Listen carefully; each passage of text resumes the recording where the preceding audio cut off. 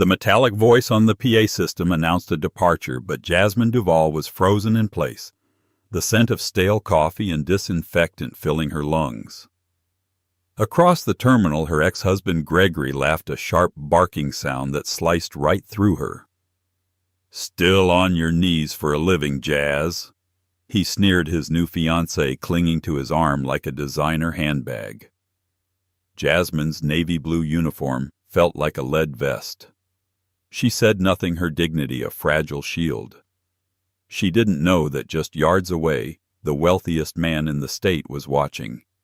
And she couldn't possibly know that in 1 hour she would leave this all behind. In his Bentley. The chill of the Teterboro Airport terminal was a familiar, unwelcome companion. It seeped through the thin fabric of Jasmine Duval's celestial clean polo shirt, a constant reminder of her pre-dawn start. At 6:00 a.m., the private terminal was a strange mix of sterile silence and sudden frantic energy. Jasmine moved through it like a ghost, her sole mission a hot black coffee from the small Starbucks concession before her shift began. She was measuring out a packet of sugar when she heard the voice.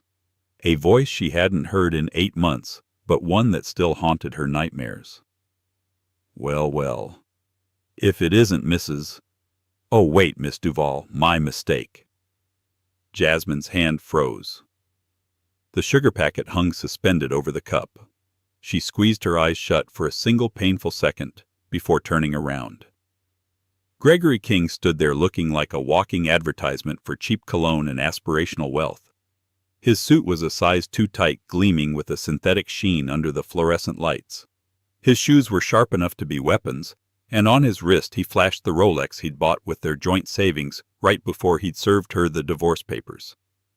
Beside him, a woman Brenda Jasmine remembered from Gregory's social media was draped over his arm. She was all sharp angles, platinum blonde hair, and a cocktail ring with a diamond so large it looked like costume jewelry, even though Jasmine knew it was distressingly real. "Gregory," Jasmine said, her voice flat. She willed her hands not to shake. "I almost didn't recognize you," he said, his eyes doing a slow, insulting appraisal of her uniform. The navy blue pants, the sensible non-slip shoes, the polo with the small embroidered logo of a Comet Celestial Clean. "Brenda, honey, this is my ex-wife Jasmine. I was telling you about her." Brenda looked Jasmine up and down with an expression of profound boredom, as if she were inspecting a piece of furniture she had no intention of buying. "Oh, the one who... Right." Gregory's smirk widened. "Still playing Cinderella? I thought you'd at least be managing the mops by now. But I guess some people are just born for the service industry." The barista, a young man with tired eyes, looked away, pretending to wipe down a perfectly clean espresso machine. The humiliation was a physical thing, a hot, creeping flush that started at Jasmine's chest and burned its way up her neck. "I'm working, Gregory," she said, turning back to her coffee. "That's what you call this work." He laughed, that sharp barking sound again.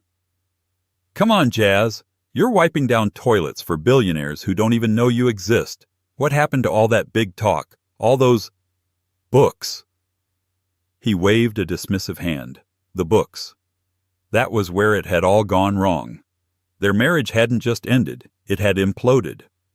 Gregory, a junior real estate agent obsessed with image, had been thrilled when she supported him working 2 jobs so he could get his licenses and build his brand. The moment his first big commission check cleared, the man she married vanished. She remembered the night vividly. He'd come home to their small apartment not with champagne but with a scowl. Jasmine was at the kitchen table, her laptop open, a stack of textbooks on jet propulsion beside her. "What is this?" he'd asked, pointing at her screen, which showed a complex schematic of a turbine engine. "It's my application," she'd said, smiling, thinking he'd be proud. "I got accepted into the MIT Online MicroMasters program for aerospace engineering. It's what I've always wanted, Greg. Before everything." His face had crumpled. "Engineer and Jasmine, we're not in college anymore. I'm a partner now. We need to look the part. I need a wife who hosts dinner parties at the Capitol Grill, not one who smells like textbook glue." He'd said the word partner like it was a royal title. He was in fact a junior associate at a small suburban realty firm. "This is the part, Greg," she'd argued. "This is my career. Your career is set now, it's my turn." "Your turn," he had scoffed. "Your turn is to support me. I'm the one making real money. I'm the one pulling us up. I can't be dragging dead weight behind me, Jasmine. And this dream of yours is dead weight. I need a trophy, not a science project." He left her 2 weeks later, claiming she lacked ambition and was content to be small. The irony was so bitter it choked her. He'd drained their savings, filed for divorce, and immediately started dating Brenda, the daughter of a minor property developer. And Jasmine, with her half of the depleted funds and a mountain of pride, had moved into a studio apartment and found the first job she could that paid the bills and allowed her the mental space to study celestial clean. The job was in a twist of fate at Teterboro, the busiest private aviation airport in the country. She was quite literally surrounded by the machines she was learning to build. Now, standing in the Starbucks, all that pain came rushing back. "Still got your head in the clouds, I see," Gregory continued, relentless. "Or are you just cleaning them? Tell me, do you even get to fly or just buff the wings?" Brenda tittered. Jasmine picked up her coffee. She looked Gregory square in the eye. Her voice was quiet, but it didn't tremble. "I have to go. I have a G650 to prep for an 0800 departure." "Ooh, a G650, he mocked, using air quotes. "Impressive. Listen, I'm here to meet a client, a real client. We're flying to Miami to look at a penthouse. My pilot is probably prepping my plane right now." He tapped his Rolex. "Time is money, you know. And it looks like you're not making much of either." He reached into his pocket, pulled out a crumpled $1 bill, and tossed it into her empty tip jar, which sat by her purse. The paper bounced off her bag and landed on the counter. "For your trouble, honey. Don't spend it all in one place." With a final pitying look, he steered Brenda away, his laughter echoing in the cavernous room. Jasmine stood there for a full minute. The coffee was scalding her hand, but she didn't feel it. She felt the old familiar shame, but underneath it, something new. A cold, hard resolve that had been forming for 8 months. It was a diamond being compressed from coal. She didn't take the dollar. She grabbed her bag, her textbook heavy inside it, and walked toward the security checkpoint for the tarmac. Gregory thought she was a joke. He thought she was invisible. She was about to find out just how wrong he was. The world on the line, as the tarmac was called, was a different universe from the public terminal. Past security, the air smelled of jet fuel and cold Atlantic wind. It was a world of pure, unadulterated power. Bombardier Globals and Gulfstreams sat parked in neat rows, their gleaming white fuselages looking more like spacecraft than airplanes. This was Jasmine's sanctuary. Her company, Celestial Clean, was not a simple janitorial service. It was a bespoke, high-stakes detailing operation. Their clients were the 0.01%. When a tech CEO or a foreign dignitary paid $70 million for an aircraft, they didn't want Windex and paper towels. They wanted a team that understood how to clean $10,000 a yard silk carpets, polish rare mahogany veneers without scratching, and sanitize a galley kitchen without leaving a chemical scent. One mistake, a scratch on a leather seat, the wrong solvent on a carbon fiber winglet, could cost tens of thousands of dollars to repair. Jasmine's boss, Maria, a sharp-eyed woman who had built the company from nothing, ran the teams with military precision. "You are not maids," she'd drill them in training. "You are preservation specialists. You are invisible, but you are essential. The moment they stop seeing the clean, that's when you've done your job." Jasmine was more than essential. She was exceptional. While other cleaners grumbled about the demanding work, Jasmine studied the planes. She knew that the leading edge of a G650's wing was a marvel of laminar flow design, and she cleaned it with the reverence of a museum curator. She knew the avionics in the cockpit were sensitive to dust and static, so she used specialized approved equipment. Her work friend Robert, an older man with a gentle smile who had been cleaning planes for 20 years, often watched her. "You don't just clean 'em, Jazz," he said one afternoon as they sat in the small break room. "You look at 'em, like you're trying to figure out their secrets." Jasmine smiled, pushing her copy of Fundamentals of Aerodynamics deeper into her bag. "I just think they're amazing, Rob. All that power, the physics of it, it's like magic." "It ain't magic, it's just math," he chuckled. "But you got the math brain. You're not long for this world, kid. I see you. You're going to be one of the people designing these things, not wiping them down." His words were a small balm on the raw wound Gregory had left. Jasmine was pouring every spare cent and every waking moment into her program. The job at Teterboro wasn't just a paycheck. It was immersion therapy. It was a daily reminder of her goal. Today, however, Gregory's voice was stuck in her head. "Still on your knees for a living." She tried to shake it off as she suited up for her first assignment, the G6 and 50 she'd mentioned. It belonged to a hedge fund manager who was notoriously picky. "Jasmine, you take the cockpit and the main cabin," Maria instructed, her clipboard in hand. "Robert, you have the galley and aft. I want this thing reflecting like a mirror in 1 hour. Wheels up at Euro 800. Jasmine entered the aircraft, the scent of rich leather and recycled air greeting her. The cabin was silent, luxurious, and cold. She set to work, her movements precise and economical. She cleaned the touch screens of the avionics suite, polished the pilot's yokes, and vacuumed the plush carpet in perfect straight lines. She worked with a focused intensity, channeling her anger into her task. Dead weight. She wiped down a porthole window. Lack of ambition. She polished a burled wood cabinet. Born for the service industry, she was so focused that she didn't hear the footsteps on the cabin's entry stairs. "Miss Duval!" Jasmine jumped, letting out a small yelp. She spun around, her heart pounding. A man stood in the cabin doorway. He was not a flight crew member. He was tall, dressed, not in a suit, but in a way that signaled a different, quieter kind of wealth. A simple black turtleneck, dark jeans, and expensive-looking but unassuming leather sneakers. He had sharp, intelligent eyes under a sweep of salt and pepper hair.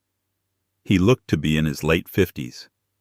"I'm so sorry," Jasmine stammered, placing a hand over her racing heart. "You startled me. The flight was scheduled to board at 07:30. I'm just finishing up."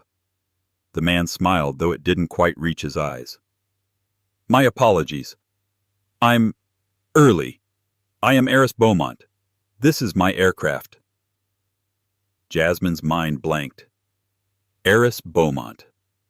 The Eris Beaumont CEO of Aura Dynamics, the revolutionary battery and AI company that was single-handedly changing the aerospace industry. He was a legend, a recluse. Forbes estimated his worth at... She couldn't even process the number. This wasn't the hedge fund manager's plane. Maria must have had a last-minute schedule change. "Mr. Beaumont," she said, finding her professional voice. "My apologies. I'll be out of your way in just a moment. I just need to secure my supplies." "No, please, take your time," he said. His voice was deep and calm. He stepped further into the cabin, his eyes scanning, not at the clean surfaces but through them. He was an engineer, she realized.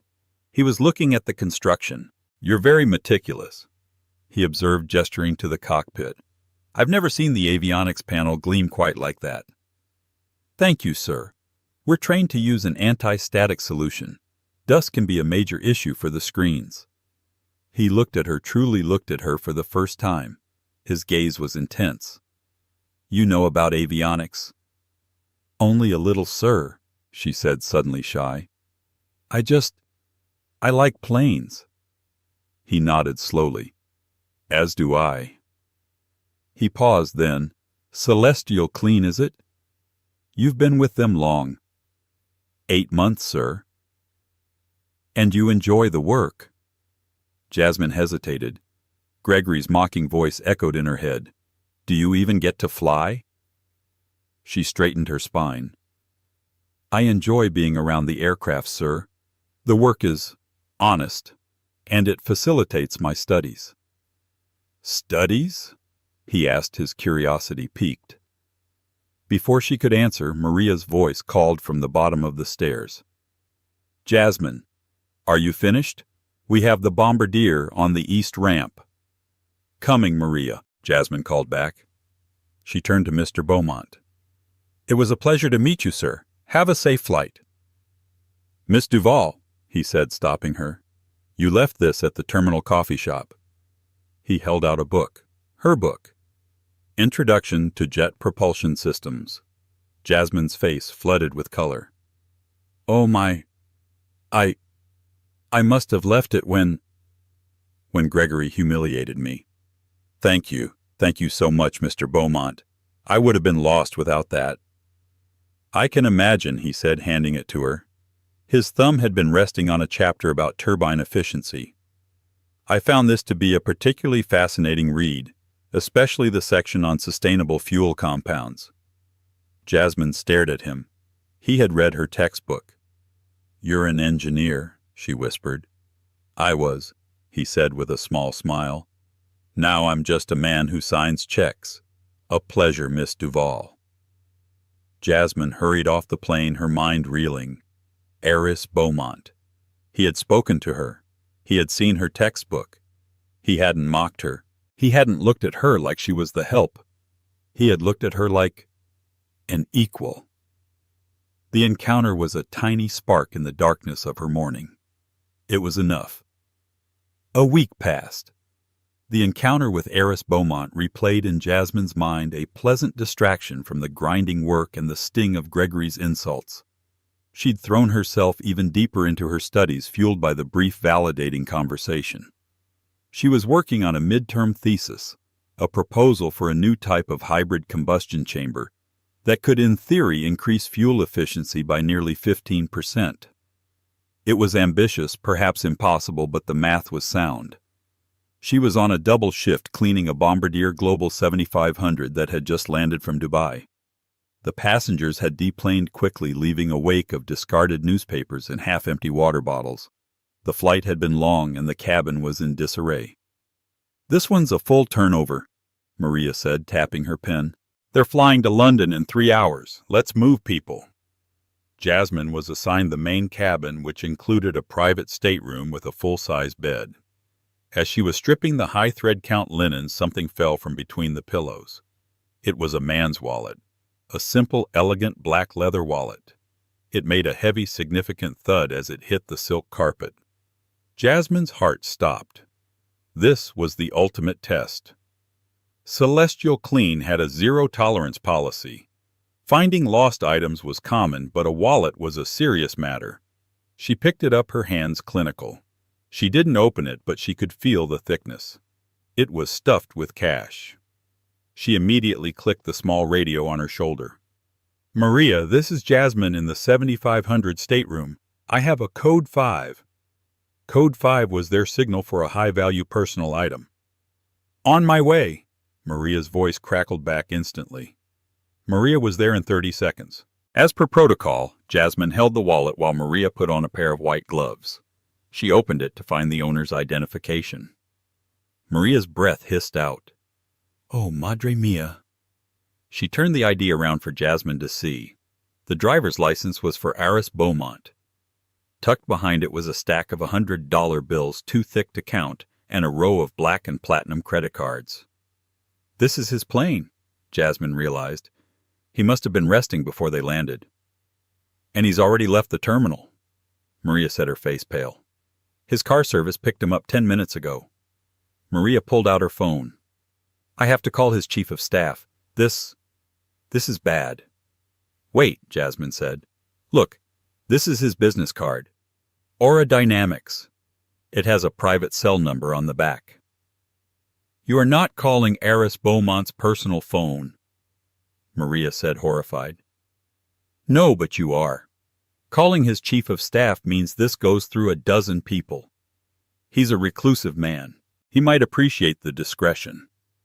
Just tell him his property was secured by your staff and is waiting in your office safe." Maria looked at Jasmine, then at the card. She nodded, impressed. "Good thinking." Maria made the call, her voice trembling slightly. But Jasmine was right. The man who answered, presumably Beaumont himself, sounded calm if slightly annoyed. Maria explained the situation, emphasizing that the wallet was secure in her locked office. "Thank you, Maria," Jasmine heard the deep voice say over the phone. "I'll send my driver back. Who found it?" "My team leader, Jasmine Duval, sir. She secured it immediately." There was a pause. "Miss Duval." "Of course. Please. Extend her my personal gratitude. I'll have someone there in 20 minutes. When the call ended, Maria let out a long breath. "You, Jasmine, are very good at this. You kept your cool." "It's just part of the job, Maria," Jasmine said, echoing her words from a week ago. An hour later, a severe-looking man in a dark suit arrived at the Celestial Clean office. He signed for the wallet, counted the contents silently, and nodded. "Mr. Beaumont extends his thanks," the man said. He then produced a thick envelope. "This is for the woman who found it, Miss Duval." Jasmine, who had been called into the office, shook her head. "I can't accept that." "It's not a request." The man said, his face impassive. "Please," Jasmine insisted, pushing the envelope back. "It's our company policy, and my personal one. I didn't do it for a reward. I did it because it was the right thing to do. Please just tell Mr. Beaumont that we're glad his property is safe." The security man looked at her, baffled. He had clearly never had a reward refused. He looked at Maria, who just shrugged. "She's a stubborn one," Maria said, not without pride. The man finally nodded, taking the envelope. "As you wish. Good day." When he left, Maria turned to Jasmine. "Are you crazy?" "That was probably $5,000, Jasmine." "It doesn't matter, Maria. It's just not why I do it." Jasmine didn't know it, but the security man reported the entire exchange to his boss. Eris Beaumont, sitting in his Manhattan high-rise, listened to the story, a look of profound intrigue on his face. "Jasmine Duval," he said to himself. "The aerospace student. Who is she?" He opened his laptop and typed a few words into his personal search engine. Jasmine Duval, MIT MicroMasters. Her student profile popped up. A professional-looking headshot, her resume, and most importantly, a link to her academic portfolio. He clicked it. The first document was her midterm thesis, a study on hybrid combustion chambers for increased turbine efficiency. Eris Beaumont, the man who hadn't taken a vacation in a decade, leaned back in his chair, canceled his next meeting, and began to read. The following week, the weather turned, bringing a cold, biting rain that swept across the tarmac. It was the kind of day that made the work 10 times harder. Jasmine's hands were raw, and her spirits were low. The brief high from the Beaumont encounters had faded, leaving only the reality of her life, the demanding job, the looming exams, and the ever-present shadow of Gregory. She hadn't seen him since the Starbucks incident, and for that she was grateful. But his poison had a long half-life. His words, "dead weight, still on your knees," had become a dark internal echo. Around 11:00 a.m., Maria's voice crackled over the radio. "All teams, we have a pop-up charter on the south ramp. A developer is flying in a client. They want the red carpet treatment, which means we need to be visible when they land. Jasmine, Robert, you're with me." The red carpet treatment was a dog and pony show Jasmine loathed. It meant standing at attention near the aircraft, smiling and looking professional as the clients deplaned, just to reinforce the idea of premium service. Jasmine, Robert, and Maria stood in the driving drizzle, the whine of a landing Citation jet piercing the air. The plane taxied toward them and shut down its engines. The small air stair door opened. The first person out was a man in an expensive-looking overcoat, Mr. Henderson, a developer Maria had briefed them on. The second person was Gregory. Jasmine's blood ran cold. It turned to ice in her veins. He was wearing the same tight suit, his hair plastered to his head with an obscene amount of gel. He was smiling, schmoozing, pointing animatedly at the terminal. "And this, Mr. Henderson, is where the real money lands," Gregory said, his voice carrying on the wind. "The people who buy my properties don't fly commercial. This is the lifestyle, my friend. Pure, unadulterated access, Mr. Henderson nodded, looking impatient to get out of the rain. Then Gregory saw her. He stopped. His schmoozing smile faltered, then reformed into something ugly and cruel. He couldn't believe his luck. Here she was again, a prop for his performance. He steered his client directly toward the Celestial Clean team. Maria, sensing trouble, stepped forward slightly, her customer service smile plastered on. "Good morning, gentlemen. Welcome to Teterboro. Celestial Clean is here for any in-flight needs." "I'll bet you are," Gregory said, his eyes locked on Jasmine. He ignored Maria completely. "Gregory," Jasmine said, her voice a low warning. "This is a secure area. You need to proceed to your vehicle." "Oh, I will. But you have got to see this," Gregory said to Mr. Henderson, grabbing his arm.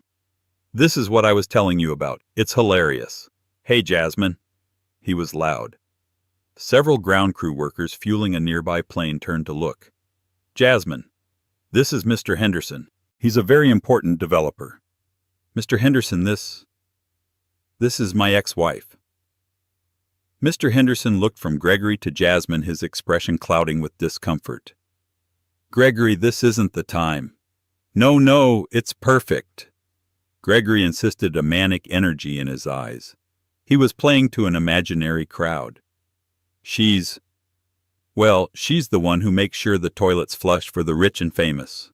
Right, honey, wiping up after people like me and Mr. Henderson." Maria stepped in, her voice firm. "Sir, that is entirely inappropriate." "Inappropriate? It's the truth." Gregory laughed, droplets of rain catching on his eyelashes. "She had all these big dreams. Engineering, wasn't it? Something with planes. Looks like you're real close to them now, Jazz. Still scrubbing floors while I'm selling penthouses. Some people just find their level, you know. And you, my dear, seem to have found yours." Jasmine was frozen. It was one thing to be insulted in the relative anonymity of a Starbucks. It was another to be degraded on the tarmac in her place of work in front of her boss and colleagues by the man who had promised to love her. The rain mixed with the hot, stinging tears that welled in her eyes, and she hated herself for them. She felt small. She felt exactly like the dead weight he'd called her. "Gregory," she finally whispered, her voice shaking with a mixture of rage and humiliation. "Please, just go." "Aw, am I embarrassing you?" he crooned, stepping closer.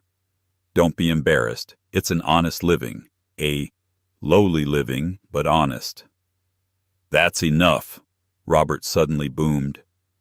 The older man stepped in front of Jasmine, his face red with anger. "You will not talk to her that way, you pathetic little man." "Get out of my way, old man," Gregory snarled, shoving Robert's shoulder. "Sir!" Maria shouted, reaching for her radio to call security. It was all happening too fast. Jasmine was trapped in a nightmare of her own, making the roar of the jet engines replaced by the sound of her own blood rushing in her ears. "He's right, Mr. King. That is quite enough." The voice was not Robert's. It was not Maria's. It was deep calm and carried the effortless authority of a thunderclap. Everyone froze. Gregory, his hand still raised from shoving Robert, turned. Walking from the main terminal building, flanked by two men in dark, severe suits and holding a simple black tablet, was Eris Beaumont. He was not dressed for the rain. His black turtleneck was already damp, but he seemed entirely unbothered by it. His eyes were not calm. They were chips of steel. Gregory, flustered and not recognizing the man, immediately went on the defensive. "Hey, pal, who are you?" "This is a private conversation. I'm here with a client." "Your client, Mr. Henderson," Eris said, his gaze flicking to the developer. "And I have a mutual acquaintance, Don Lake at the Austin Property Group." Mr. Henderson's face went white. He knew exactly who Don Lake was, and he knew that anyone who knew Don Lake on a first-name basis was not a pal. "And you," Eris continued, his attention landing on Gregory with the weight of an anvil, "are trespassing on a secured flight line and harassing a contracted employee. So I will ask you again, who are you?" The shift in power was immediate and absolute. Gregory's bluster evaporated, replaced by a panicked stammer. I'm Gregory King, King's Realty. I'm here. I'm meeting Mr. Henderson. Your meeting is canceled, Eris said flatly. You can't do that, Gregory sputtered. I can, Eris said. This terminal, I'm on the board. This tarmac, my jets are serviced here. And Celestial Clean, they are my personal contractors. He took a step closer, his security team fanning out slightly.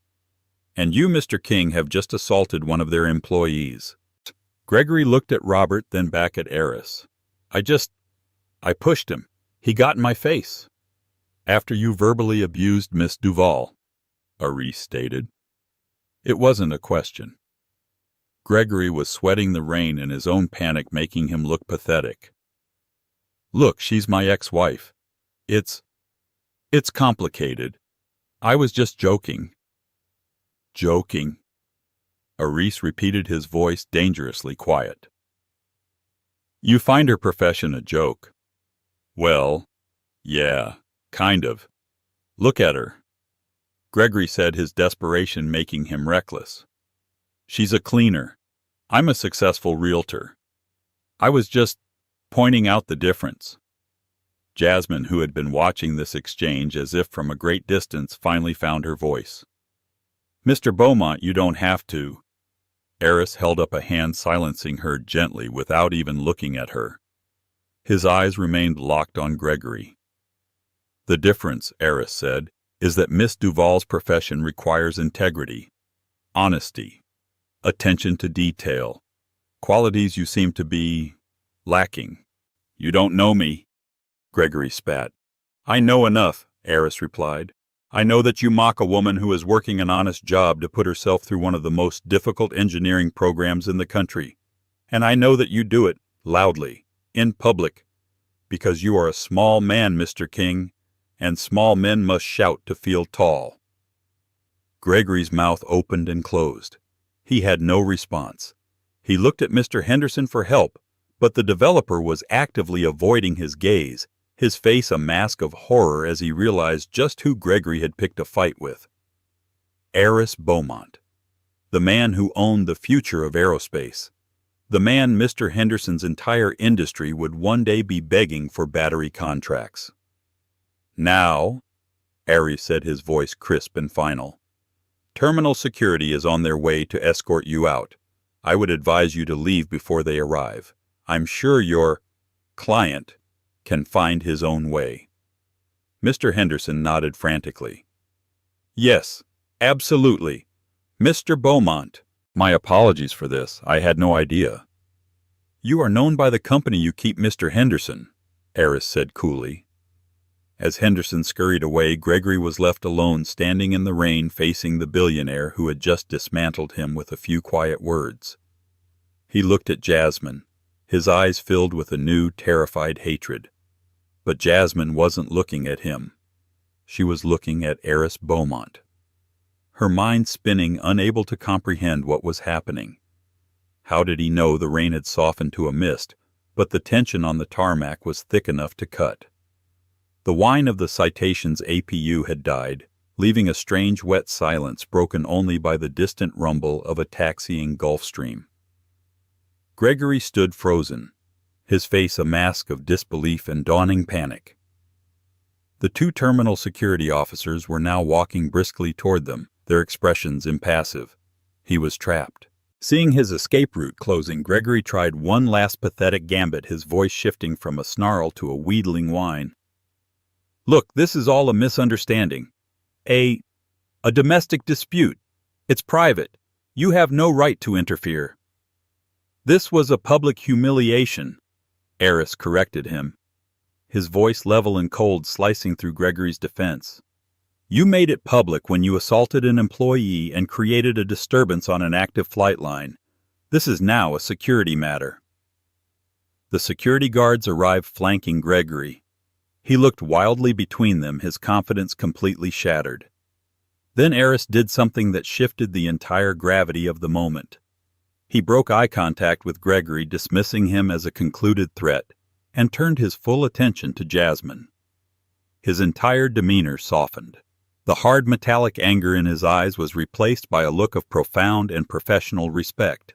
It was as if he was intentionally creating a bubble of calm just for her right in the middle of the storm.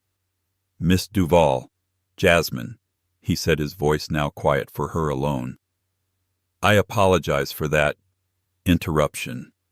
It was not my intention to make a scene." Jasmine, who had been watching this exchange as if from a great distance, finally found her voice. She was trembling, her mind a frantic blur. This man, this legend, had just defended her. "But why? How? Mr. Beaumont," she said, her voice shaking. How did you know? About my program, about me?" "I told you," he said with the smallest hint of a smile. "I'm an engineer. I'm always interested in other engineers." He turned back and his voice rose again, crisp and clear, a public address. He was not just speaking to Gregory. He was speaking to Maria, to Robert, to the security guards, to the very tarmac itself. He was rewriting the narrative Gregory had tried to create. "You see, Mr. King," he announced, and Gregory flinched at the sound of his name. "What you so arrogantly mistook for a cleaner is one of the brightest young minds I've come across this year.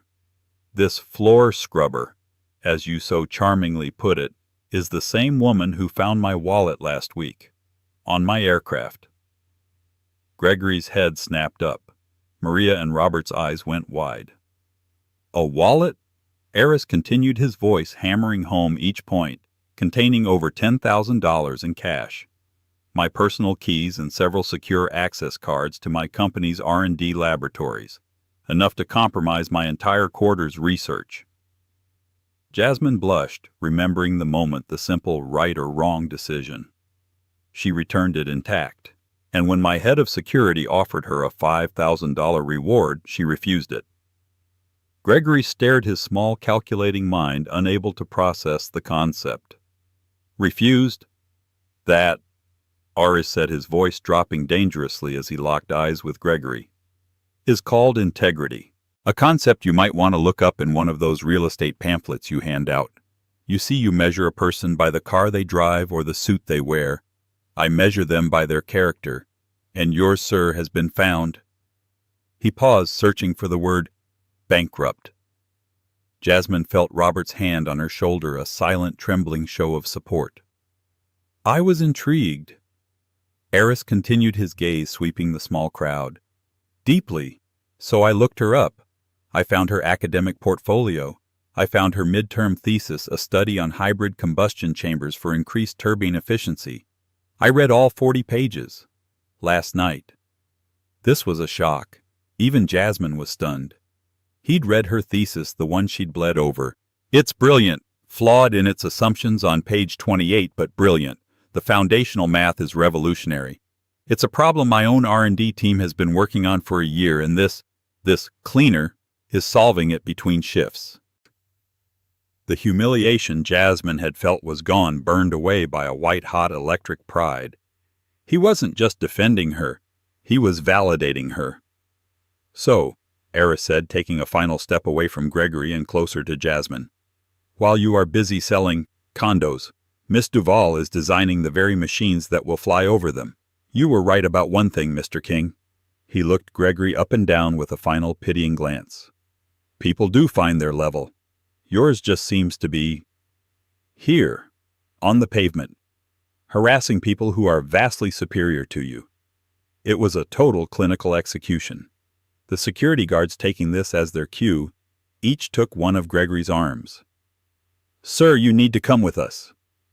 "Get your hands off me!" Gregory shrieked, his composure finally completely breaking. He was no longer a slick realtor. He was a cornered animal. "You can't do this. I'll sue you. I'll sue all of you. I'll have your jobs. I'll sue her. Good luck with that," Ari said, not even raising his voice. He calmly checked his watch, a gesture of such profound dismissal it was more insulting than any shout. "My legal team is on retainer, and they are very, very bored. Now, if you'll excuse us, we're late." Gregory was dragged away, still shouting threats that the wind snatched and tore apart. "Late. Jasmine asked, her head spinning. The adrenaline was fading, leaving only a bone-deep confusion. She was still an employee. She was on the clock. Late for what? I have to finish my shift. Maria, I am so sorry for all this. I'll get right back to... Maria already knows, Eris said, turning to her. He nodded to Maria, who was looking at him with something approaching reverence. I spoke with her this morning. She has graciously agreed to release you from your contract. Jasmine's heart stopped. Release me? For a terrible sinking second she thought she was being fired, that the scene Gregory caused had made her a liability. Release me, I don't understand. What? Jasmine? Ares said, his voice kind but firm, the voice of a CEO closing a deal. Aura Dynamics has a standing rule. We find talent and we acquire it. I'm not letting a mind like yours polish chrome, not even for my own company. You've been poached, effective immediately. Her mind simply couldn't catch up. Poached? My R&D director, Dr. Lena Harding, is waiting for us in Manhattan. We have a 2:00 p.m. meeting to discuss your thesis and your new position. My new position. Lead Junior Engineer, R&D, Skunkworks Division. If you want it. He said Skunkworks, the holy grail for any aerospace engineer, the place where the impossible was built. The salary, he named a number that was so high Jasmine's knees buckled and she genuinely thought she might faint, is of course negotiable. We'll also be funding the completion of your master's degree and your doctorate should you choose to pursue it. Jasmine Duval stood on the rain-slicked tarmac at Teterboro Airport, her celestial clean polo sticking to her back. The man who had destroyed her life was a fading, angry noise, and the man who was changing the world was offering her everything she had ever dreamed of. Tears no longer of humiliation, no longer of anger, but of a profound, shattering, and terrifying relief streamed down her face. She looked from Eris's expectant face to Maria's tearful, beaming one. She was speechless. I don't know what to say. Say yes, Eris said, his small smile returning. Say yes, and we can get out of this rain. As if summoned by Eris Beaumont's words, a car glided onto the tarmac. It didn't drive, it floated. It moved with a preternatural silence, parting the mist like a ship's bow. It was a breathtaking machine, a deep midnight blue Bentley Mulsanne, its massive handcrafted chrome grille gleaming with a quiet superiority, even in the dull, overcast light. The car was a statement of physics-defying luxury, an artifact from a different reality dropped onto the functional, oil-stained concrete of the working tarmac. Its engine was a low, powerful hum that was felt in the soles of the feet more than heard with the ears. It stopped silently beside them, the sheer bulk of it displacing the very air. A chauffeur in a crisp black suit and cap stepped out, seeming utterly unaffected by the drizzle. He moved with an economy of motion that spoke of years of perfect service, walking to the rear passenger door and opening it with a seamless, practiced sweep of his arm. Eris gestured to the open door, an invitation into another world. The interior was a blaze of warm, cream-colored leather, so pale and perfect it looked like it had never been touched by human hands. Polished dark wood the color of rich espresso looped around the cabin. It wasn't a car interior, it was a private study. Please, Jasmine, after you. Jasmine was speechless. The sound of Gregory's fading, pathetic protest was still ringing in her ears, a sharp contrast to the silent, dignified offer in front of her. She looked down at herself. At her uniform, the navy blue work pants damp and creased from kneeling. Her water-stained polo bearing the small embroidered comet of celestial clean. Her sensible non-slip shoes worn and practical. Then she looked back at the plush, immaculate interior of the car. The cream-colored carpet alone probably cost more than her rent.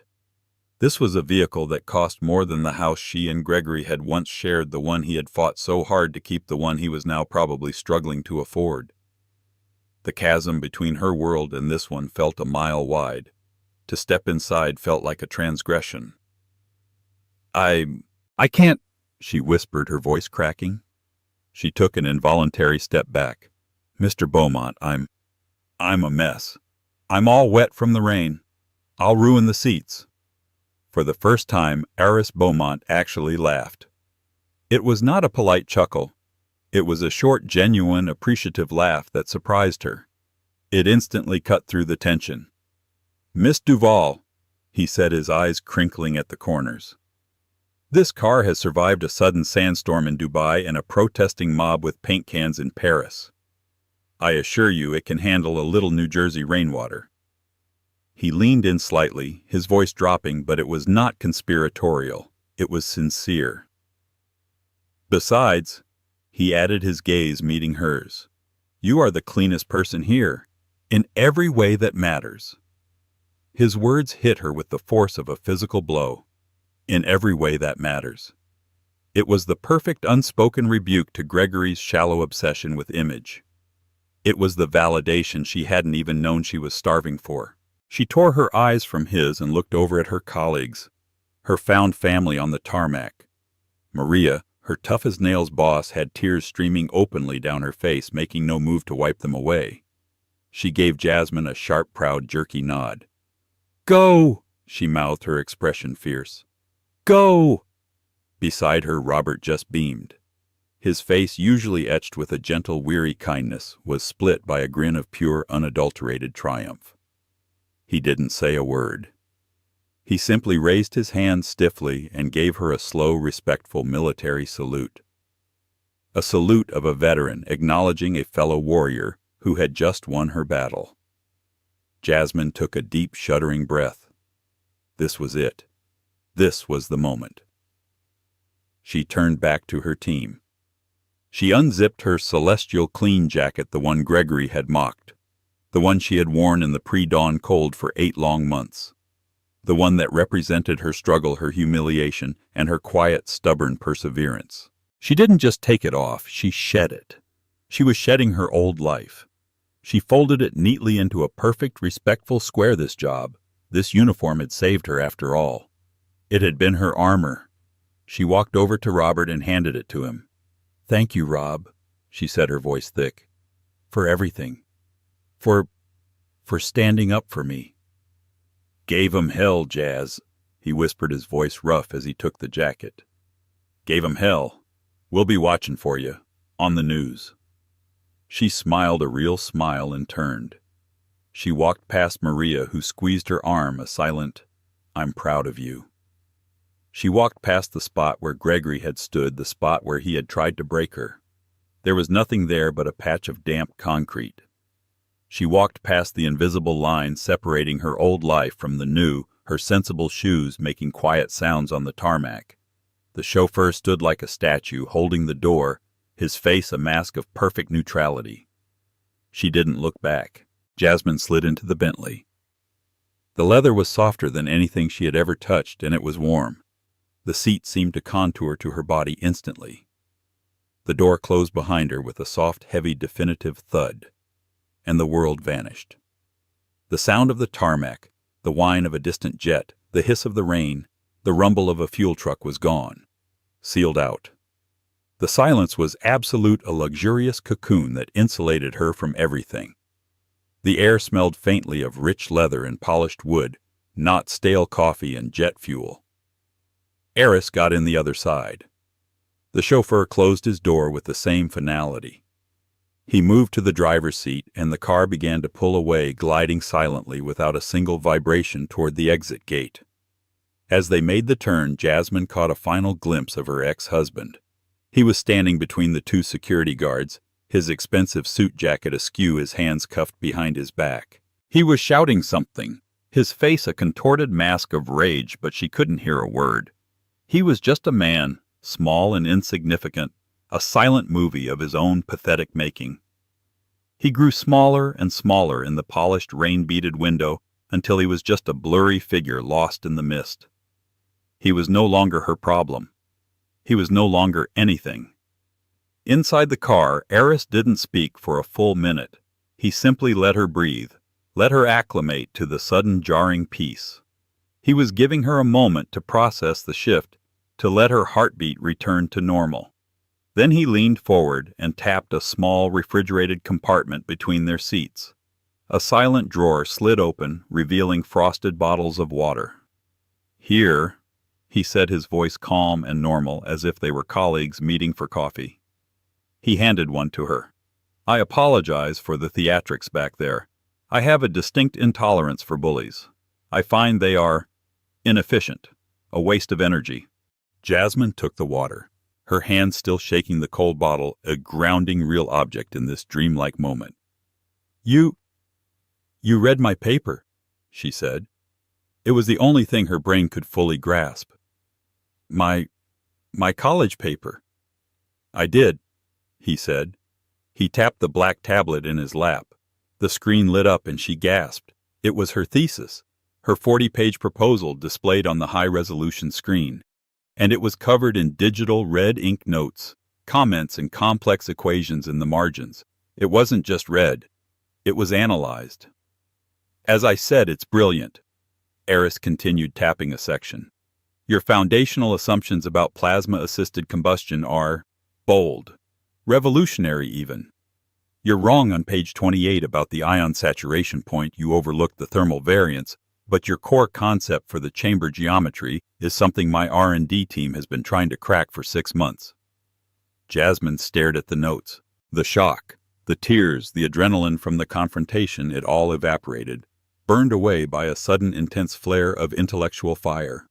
The engineer inside her, the woman Gregory had tried to extinguish, woke up and took charge. I wasn't wrong," she said, her voice suddenly clear and strong, all trace of a tremor gone. She leaned forward, pointing at the screen.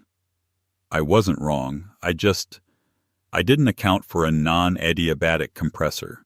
My math assumes a perfect system. But if you adjust the algorithm to account for the heat loss, if you recalibrate the fuel-air mixture, the saturation point stabilizes." Eris Beaumont went very still.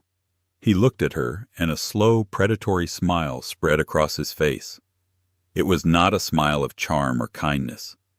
It was the smile of an engineer who has just found a worthy adversary. The smile of a master who has just discovered a prodigy. "Then show me," he said. He handed her the tablet. Jasmine Duval, ex-wife, ex-cleaner, and future engineer, took the tablet. It felt heavy and solid in her hands. It felt like a weapon. It felt like a tool. It felt like her future. "Dr. Lena Harding, my R&D director, is going to be very interested in this," Eris said, leaning back against the leather. "Now, let's talk about combustion chambers." And as the Bentley Mulsanne, a silent blue shadow, merged into the traffic leaving Teterboro, Jasmine Duval leaned forward, her eyes bright, and began to design her future. That day, Jasmine Duval didn't just leave an airport. She left her old life in the rearview mirror. What Gregory meant as a final cruel humiliation became her ultimate liberation. It wasn't the Bentley or the billionaire that saved her. It was her own integrity, her relentless grit, and the quiet dignity of her work. She was never dead weight. She was a rocket just waiting for the right fuel. Her story is a powerful reminder that your current job is never your final destination, and the people who judge you from the sidelines have no idea how high you're about to fly. Thank you for listening to this incredible story of karma and triumph. If you were inspired by Jasmine's journey, please show your support. Don't forget to like this video, share it with someone who needs to hear that their hard work matters, and subscribe to our channel for more real-life stories that will restore your faith in justice. Hit that notification bell so you never miss an update. What did you think of Gregory's downfall? Let us know in the comments below.